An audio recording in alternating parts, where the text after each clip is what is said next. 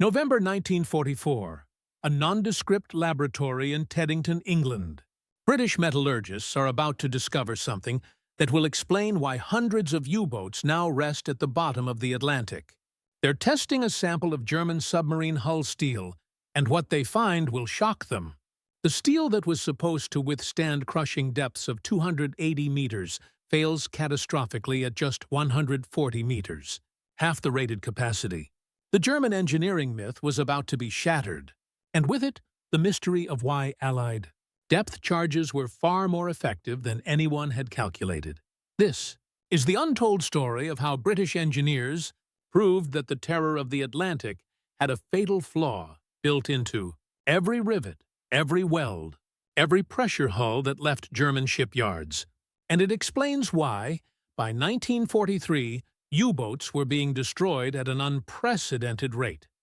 To understand what those British engineers discovered, we need to go back to the beginning of the war. When hostilities erupted in September 1939, the German Kriegsmarine possessed one of the most feared weapons in naval warfare, the Type 7 U-boat.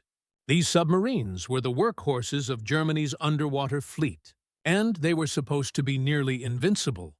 The Type 7IC, the most common variant, had specifications that impressed even Allied naval architects. The pressure hull had a diameter of 4,400 millimeters, about 14.5 feet, constructed from 18mm steel plating. That's roughly 3/4 of an inch of specialized submarine steel, reinforced with internal bulb T-frames running the length of the vessel. According to German naval documents, these U-boats had an official test depth of 230 meters, approximately 750 feet. The theoretical crush depth, the point at which the hull would implode from water pressure, was calculated at 280 to 295 meters. Some German engineers even claimed their boats could survive deeper, with the depth gauges graduated to 250 meters, and reports of test dives reaching 200 meters. The steel itself was designated German Naval Steel No. 52. This wasn't ordinary steel. It was a carefully formulated alloy designed specifically for submarine construction. With a tensile strength of 74,000 pounds per square inch and a yield strength of 51,300 psi. The chemical composition was precisely controlled: 0.3% carbon, silicon between 0.05 and 0.3%, manganese from 1.5 to 2.5%, and trace amounts of phosphorus, with the remainder being iron. This steel was supposed to give German submariners a critical advantage in the deadly game of cat and mouse beneath the Atlantic waves. When Allied warships hunted U-boats with depth charges, German crews could dive deeper than their pursuers anticipated, potentially escaping the killing zone of exploding ordnance. And initially, this advantage seemed real. In the early years of the war, U-boats wreaked havoc on Allied shipping. They operated in coordinated wolf packs, intercepting convoys crossing the Atlantic, sinking merchant vessels faster than they could be replaced. German submariners called it the happy time. But the Allies were developing their own weapons and tactics. The depth charge became the primary anti-submarine weapon of the war. These were essentially large waterproof bombs filled with high explosives, designed to sink to a predetermined depth before detonating. The physics of depth charges were fascinating and terrifying. Unlike explosions in air, underwater detonations created pressure waves that traveled through the incompressible medium of seawater with devastating efficiency. The shock wave from a depth charge moved at approximately 4,900 feet per second through water, carrying its destructive energy far more effectively than any explosion in air. Early in the war, Allied depth charges were relatively small. The standard British Type D charge contained about 300 pounds of TNT or amatol explosive. American Mark IV and Mark VII depth charges carried approximately 600 pounds of explosive. These weapons could be set to detonate at various depths, from near the surface down to 300 feet or more. But here's where the mathematics became concerning for Allied strategists. According to calculations made by Admiral Sir John Jellicoe after World War I, a 300-pound depth charge needed to explode within 14 feet of a submarine's hull to cause destruction or sinking. At 28 feet, it would disable the submarine. At 60 feet, it would have a demoralizing effect on the crew, but might not cause critical damage. The standard American 600-pound depth charge had slightly better statistics, but not by much.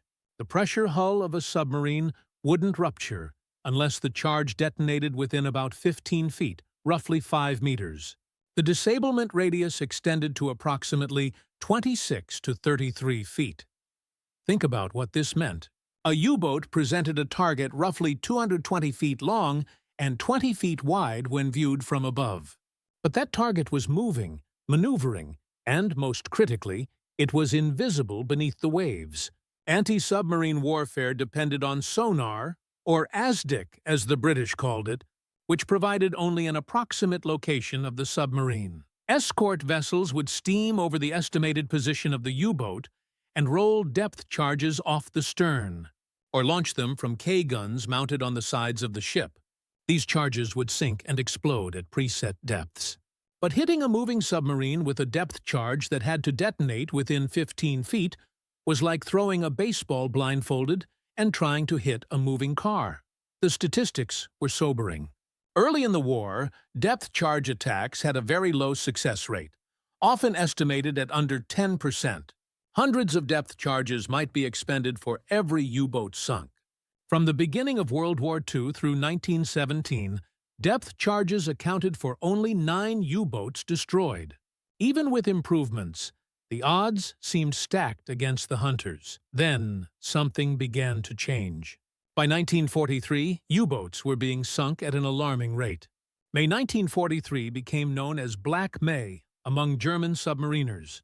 In that single month, 41 U-boats were destroyed.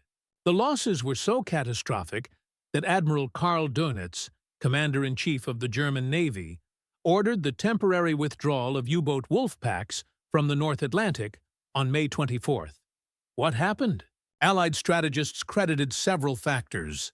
Long-range B-24 Liberator aircraft closed the Atlantic Gap, the mid-ocean area beyond the reach of land-based aircraft, where U-boats had previously operated with relative safety. New centimetric radar allowed escorts and aircraft to detect submarines on the surface, even in bad weather or at night. Code-breaking operations, particularly the work at Bletchley Park, gave the Allies intelligence about U-boat positions and movements. Better tactics also played a role. The development of hunter-killer groups, escort carriers providing air cover for convoys, improved sonar and direction-finding equipment all contributed to turning the tide. The Allies were also deploying more escorts, building them faster than Germany could sink them. But there was something else, something that wouldn't be fully understood until British metallurgists began examining captured U-boats and their construction more carefully. New weapons were also entering service. In 1943, the Hedgehog made its appearance on Allied escort vessels. This was a revolutionary weapon system, completely different from conventional depth charges. The Hedgehog was a forward-throwing projector that fired 24 small projectiles in an oval pattern ahead of the attacking ship.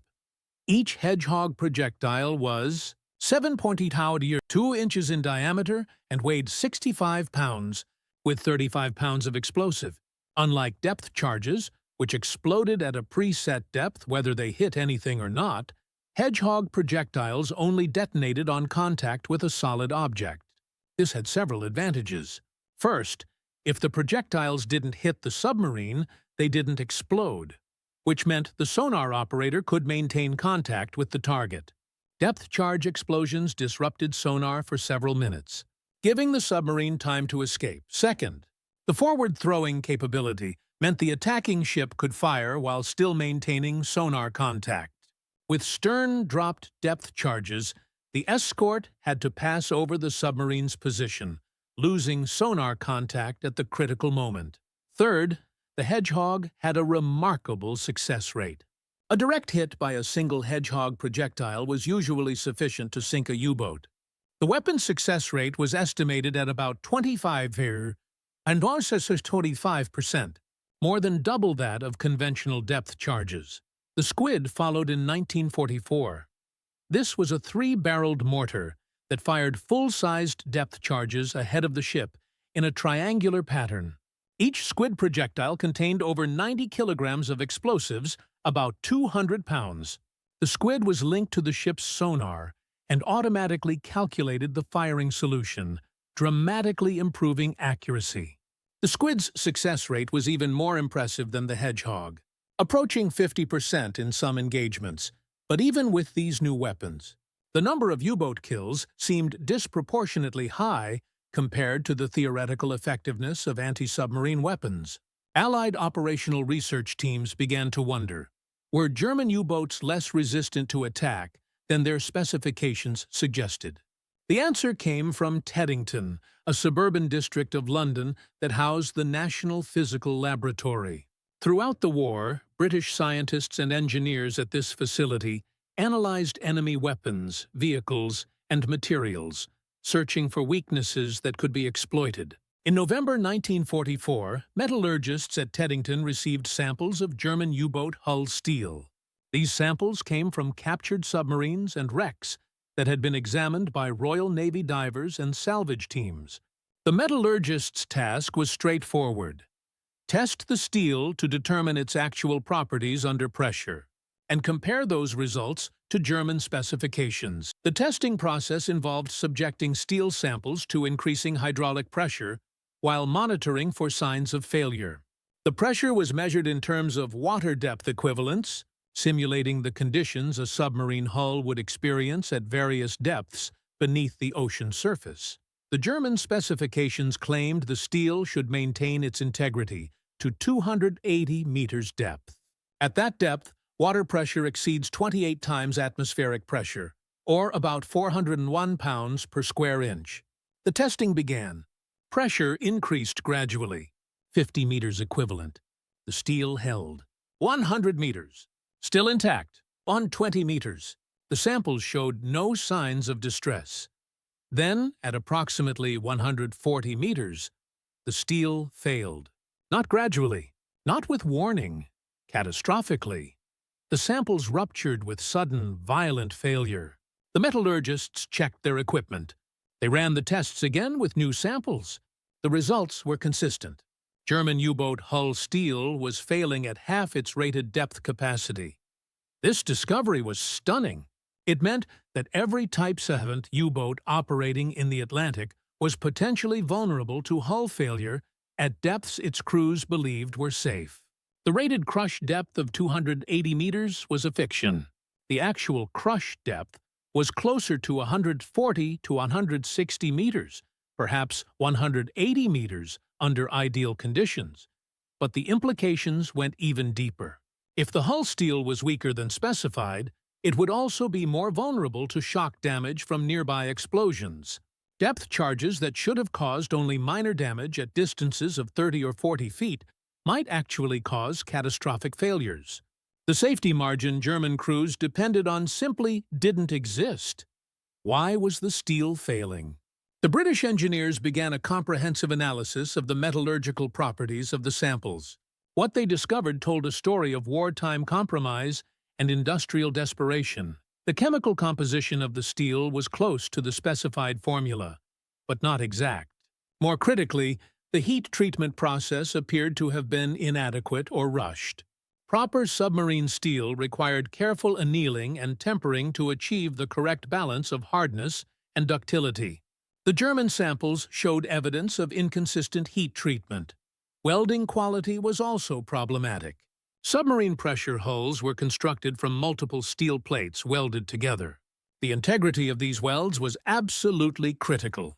Under testing, the British engineers found that many welds were weaker than the base metal, creating points of potential failure. Some welds showed signs of porosity, tiny gas bubbles trapped in the metal during the welding process that created weak spots. The most likely explanation was the pressure of wartime production. As the war progressed and losses mounted, Germany needed to replace U-boats faster than ever. Quality control suffered. Skilled workers were diverted to other industries or sent to the front lines. Forced laborers and prisoners from occupied territories, who had no loyalty to the German war effort and often engaged in subtle sabotage, worked in submarine construction yards. Materials were also in short supply. The high-quality alloys required for proper submarine steel were needed everywhere in the German war economy. Shortcuts were taken. Substitute materials were used. Production schedules were compressed. A Type 7 U-boat that should have taken 12 months to build was pushed through in 8 or 9 months. The result was submarines with pressure hulls that looked correct, that passed cursory inspections, but that had fatal flaws embedded in their very structure. The later in the war a U-boat was built, the more likely it was to have quality issues. By 1944, when the British were conducting their tests, the situation had become critical. There were reports from German submariners that supported this conclusion, though they hadn't been properly analyzed until after the British testing. U-boat crews described alarming experiences during deep diving. Hulls that groaned and creaked at depths where they should have been stable. Rivets that popped under pressure. Slow leaks that appeared in what should have been watertight compartments. Some commanders reported that their boats couldn't reach the rated test depth without showing signs of distress. Others noted that their depth gauges seemed optimistic compared to the actual behavior of the hull. These weren't universal problems. Every boat was different. But they were common enough that experienced crews knew their vessel's real limitations often fell short of the official specifications. The British testing results had immediate practical implications. Allied anti-submarine warfare tactics were adjusted based on the new understanding of U-boat vulnerabilities.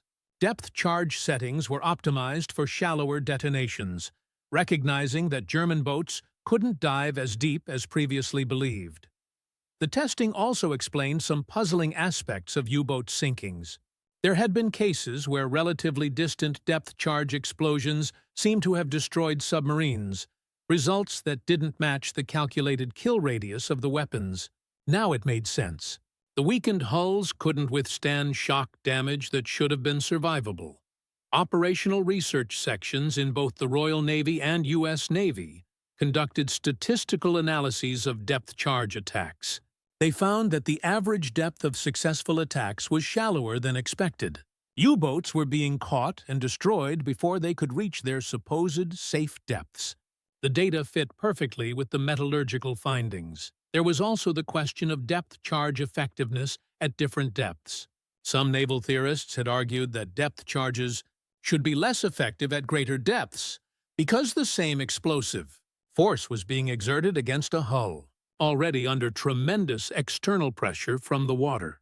The thinking was that the pressure differential between the inside and outside of the hull decreased as depth increased, making the hull more resistant to additional shock. But the reality, as the testing showed, was different. At greater depths, the U-boat's hull was already stressed close to its failure point. Any additional shock from a nearby explosion was more likely to cause catastrophic failure. The hull wasn't more resistant at depth. It was more vulnerable. Every meter deeper, the U-boat dove reduced its safety margin against explosive shock. This explained why experienced U-boat commanders often chose to stay relatively shallow when under attack, even though doctrine said they should dive deep. Veteran skippers had learned through hard experience that their boats couldn't take the depth they were rated for, especially under combat stress with depth charges exploding nearby. The numbers tell the story of the Battle of the Atlantic's turning point. In 1940 and 1941, U-boats sank over 3,000 Allied merchant ships. The exchange rate favored Germany heavily. In 1942, as America entered the war and U-boats operated off the American coast in what Germans called the Second Happy Time, tonnage losses reached catastrophic levels. But by mid-1943, the equation had reversed. From January to March 1943, U-boats were still highly effective, sinking 120 merchant ships in March alone. But in May, everything changed. Those 41 U-boats lost in a single month represented more than 6% of Germany's entire operational submarine force. By the end of 1943, U-boat losses exceeded new construction. The Battle of the Atlantic had turned decisively in favor of the Allies.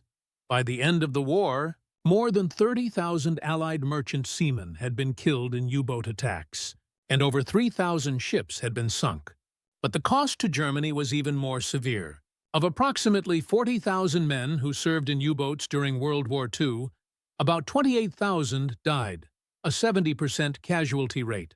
It was one of the highest loss rates of any military service in any country during the war.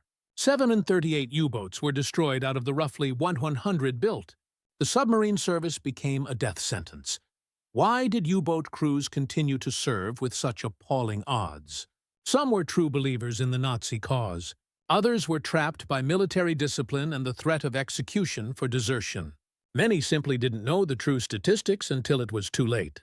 German propaganda emphasized successes and minimized losses.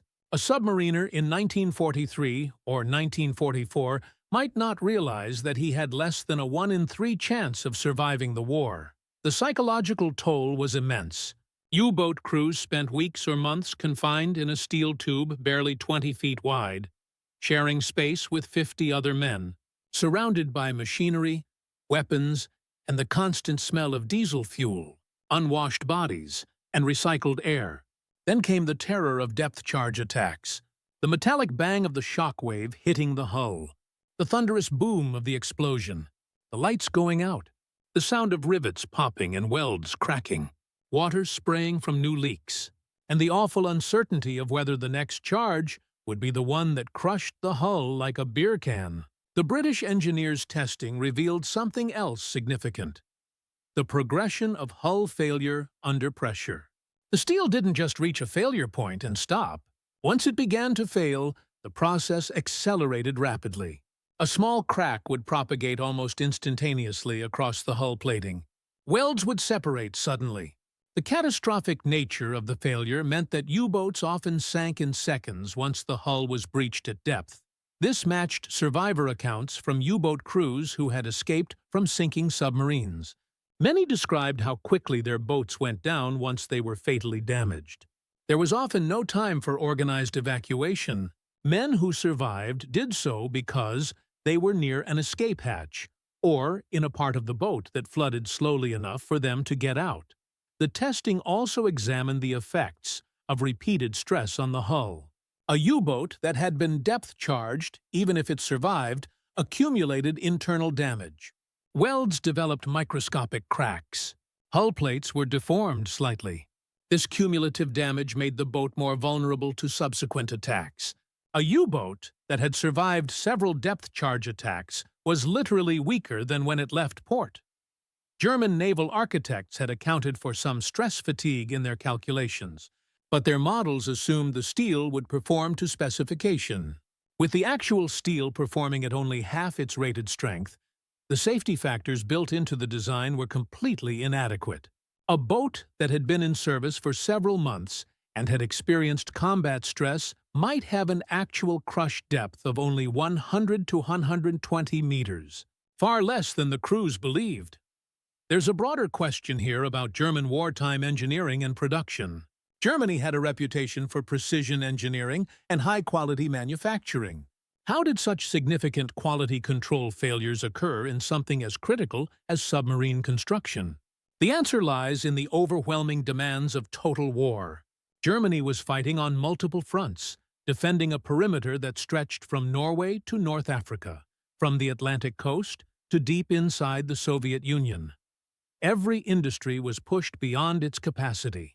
The German economy, despite its reputation for efficiency, was actually poorly organized for sustained industrial warfare compared to the United States and even Britain. Albert Speer's tenure as armaments minister from 1942 onward improved production numbers, but often at the cost of quality. Standardization and rationalization of production methods increased output, but reduced the careful craftsmanship that complex weapon systems required. This was particularly problematic for submarines, which depended on absolute reliability of every system and component. The Allies faced similar pressures, but their responses were different. American shipyards building Liberty ships famously used mass production techniques, but they maintained quality control through rigorous testing and inspection. When Liberty ships began experiencing hull failures due to brittle fracture in cold water, the problem was identified and corrected through metallurgical analysis and design modifications. British submarine construction, while facing resource constraints, maintained quality standards even when it meant slower production. Royal Navy submarines had their own problems, but catastrophic hull failures were not among them. The British recognized that a submarine that couldn't perform to its rated depth was worse than no submarine at all. It gave crews false confidence that could get them killed. The implications of the British testing went beyond just depth charges. It affected how Allied forces thought about anti-submarine warfare in general. The Hedgehog and Squid weapons, with their forward-throwing capability and contact detonation or optimized depth settings, were even more effective against U-boats with weakened hulls. The testing results were classified at the time and remained so for years after the war. This makes sense from an operational security perspective. If German intelligence had learned that the Allies knew about the hull weakness, they might have taken steps to correct it. Or worse, they might have informed U-boat crews, who would have adjusted their tactics. Better to let the enemy continue to believe their equipment was superior. After the war, when the full picture of the Battle of the Atlantic could be analyzed, historians and military analysts had access to both sides' records. They could see how the combination of factors, improved Allied tactics and technology, better intelligence, more escorts and aircraft, superior code-breaking, and critically, the unrecognized weaknesses in U-boat construction all contributed to Germany's defeat in the Atlantic. The U-boat arm had been one of Germany's best chances to win the war.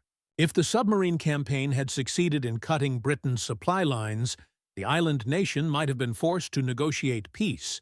Without Britain as a base, the Allied invasion of Europe would have been impossible. The Eastern Front might have turned out very differently if Germany hadn't been fighting a two-front war. Instead, the U-boats failed. Not for lack of courage by their crews, German submariners fought with determination and skill throughout the war. Not for lack of tactical innovation, German naval commanders developed effective wolf-pack tactics and strategies. They failed, in part, because the weapons they trusted were built with flawed materials and compromised construction. Every time a U-boat commander took his vessel deep to escape depth charges, he was trusting his life to steel that wasn't as strong as he believed. The story of the British metallurgists in Teddington testing U-boat hull steel is a small piece of a much larger picture. World War II was decided by countless factors: strategy, tactics, leadership, intelligence, industrial capacity, technological innovation, and yes, material science and quality control. The outcome of battles and campaigns often hinged on details that seemed minor at the time, but proved decisive. For the men who served in U-boats, the quality of their hull steel was literally a matter of life and death. Thousands of German submariners died in boats that imploded at depths their training told them were survivable. Others perished when depth charge attacks that should have caused minor damage instead breached their weakened hulls. They were betrayed not by enemy action alone, but by the failures of their own industrial system. For the Allies, the discovery of U-boat hull weakness provided crucial validation of their anti-submarine warfare strategy. It confirmed that their depth charges, while imperfect weapons, were more effective than the pessimistic calculations suggested.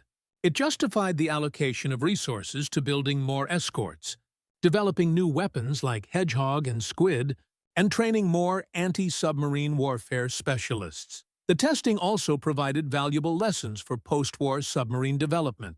Both Britain and the United States paid close attention to material quality and testing in their own submarine programs. The nuclear submarines of the Cold War, designed to operate at even greater depths, benefited from the hard lessons learned about the criticality of hull integrity and the consequences of quality control failures. There's a human dimension to this story that shouldn't be overlooked. Behind every technical failure, every statistical analysis, every metallurgical test result, there were real people whose lives were affected. German submariners who trusted their boats and died when those boats failed. Allied merchant seamen who were attacked by U-boats and whose survival depended on the protection of convoy escorts. British and American sailors on destroyers and corvettes who hunted submarines, never knowing if their depth charges would be accurate enough, powerful enough, to sink their targets. The engineers at Teddington who tested the U-boat steel weren't just conducting academic research. Their work had immediate operational implications. Every bit of knowledge they gained about enemy capabilities could be used to save Allied lives. When they discovered that German hull steel was failing at half its rated depth, they knew they were handing their military a significant advantage. Did the engineers think about the German crews who would die as a result of their findings? Perhaps, but in the context of total war, such considerations were secondary. The U-boats were threatening Britain's survival. Every convoy that made it across the Atlantic brought food, fuel, and supplies that kept Britain fighting. Every U-boat sunk was one less threat to those lifelines. The moral calculus of war reduced complex human tragedies to simple equations of survival. In the final year of the war, U-boat effectiveness had declined to the point where new submarines were more likely to be sunk on their first patrol than to successfully attack enemy shipping. The introduction of the Type 21, a revolutionary new U-boat design with better underwater performance and higher quality construction, came too late to affect the outcome. Only a handful of Type 21 became operational before Germany's surrender, and they sank no Allied ships. The Battle of the Atlantic was effectively won by mid-1944. German submarines continued to operate until the very end of the war, and they continued to sink ships and kill sailors. But they were no longer a strategic threat. The flow of supplies and reinforcements across the Atlantic became a flood that nothing could stop. The invasion of Normandy in June 1944 was possible only because the seas were secure enough to transport and supply millions of troops. When Germany surrendered in May 1945, the surviving U-boats were ordered to surface and sail to designated Allied ports for surrender. It was called Operation Deadlight. Over 150 U-boats complied. Many crews scuttled their boats rather than surrender them. The sight of surrendered U-boats tied up at British and American harbors symbolized the complete defeat of what had once been Germany's most dangerous naval weapon. Some of these surrendered. Submarines were thoroughly examined by Allied naval experts. They confirmed what the British testing had indicated. The quality of construction varied widely, but many boats showed signs of the compromises and shortcuts that wartime production had forced. Some were remarkably well built, testament to the skill of German shipyards when given proper time and resources. Others were barely seaworthy, held together by the courage and technical skill of their crews more than by the integrity of their construction. The story of British engineers testing U-boat hull steel and discovering its critical weakness is a reminder that wars are won not just by heroes on the battlefield, but by the accumulated work of thousands of people in laboratories, factories, shipyards, and planning rooms. The metallurgist in Teddington who carefully analyzed steel samples was as much a part of defeating Nazi Germany as the destroyer captain hunting U-boats in the North Atlantic. It's also a reminder of the consequences of industrial corner-cutting in military production. The decision to compromise on steel quality, to rush welding, to skip proper heat treatment. These decisions made in German shipyards and steel mills cascaded through the entire U-boat force. They turned what should have been formidable weapons into death traps for their own crews. The Allied victory in the Battle of the Atlantic depended on many factors, but one of the most important was something the Germans never fully realized during the war. Their U-boats simply weren't as strong as they thought. When British engineers proved that Allied depth charges were enough to defeat the U-boat threat, they weren't discovering a new wonder weapon or revolutionary technology. They were simply revealing a truth that had been there all along, hidden in the molecular structure of compromised steel. waiting to be found. Every U-boat that imploded at 140 meters instead of 280. Every hull that cracked from a depth charge that should have been survivable. Every submarine lost because its steel wasn't strong enough. These were the consequences of wartime desperation, of pushing production beyond what quality could sustain, of believing that engineering specifications on paper matched the reality of what was being built. The metallurgists at Teddington gave the Allies a crucial piece of intelligence. The enemy's armor wasn't as strong as it appeared. That knowledge, combined with improved weapons, better tactics, and greater numbers, turned the tide of the longest battle of World War II. The U-boat threat that had nearly strangled Britain in 1940 and 1941 was defeated by 1944, and the steel that was supposed to protect German submariners became one of the contributing factors in their defeat.